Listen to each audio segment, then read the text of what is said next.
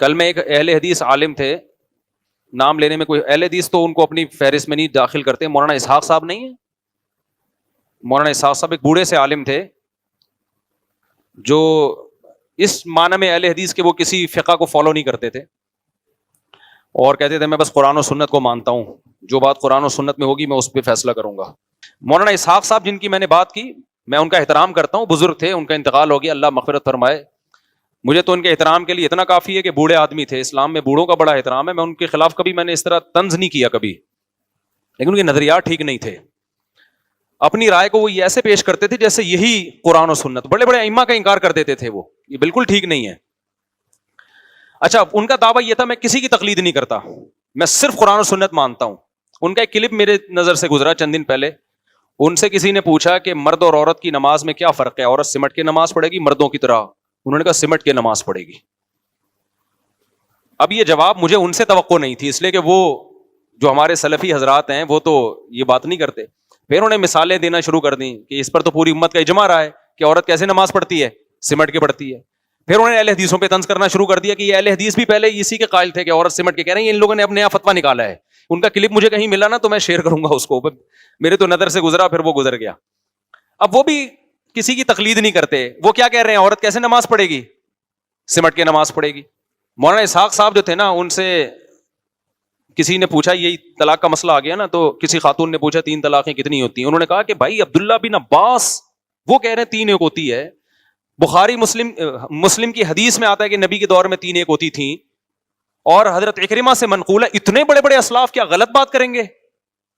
اتنے بڑے بڑے اسلاف کہہ رہے ہیں کہ 3 کتنی ہوتی ہیں, 1 ہوتی ہے. اتنے بڑے بڑے اسلاف, تو یہ تو مسلک پرستوں کے پھر انہوں نے طنز کرنا شروع کر دیا ہم لوگوں پہ نا, کہ یہ ایسے ویسے. بھائی اتنی نبی کی کا قول آ گیا, وہ تو حضرت عمر نے طلاق کی روک تھام کے لیے قانون بنا دیا تھا تو 3 کو 3 کر دیا تھا, ورنہ اتنے بڑے بڑے لوگ. نیچے لوگوں نے کمنٹس کیے ہوئے کہ یہ ہیں قرآن و سنت کے متبعین, یہ ہیں اصل. اور پھر ہم لوگ کو برا بلا کہا ہوا ہے کہ یہ آج کل کے مولوی اپنی دکانیں منجن بیچ رہے ہیں. میں نے کہا یار کتنی بڑی جہالت ہے لوگوں کی کہ جو شخص یوٹیوب پہ جو بھی دعویٰ کر لے, لوگ اس کی دعوے کی تحقیق نہیں کرتے کہ یہ حضرت صحیح کہہ بھی رہے ہیں کہ نہیں کہہ رہے. یہ جو انہوں نے ان ائمہ کی طرف منسوب کر دیا, یہ نسبت بھی ٹھیک ہے یا نہیں ہے؟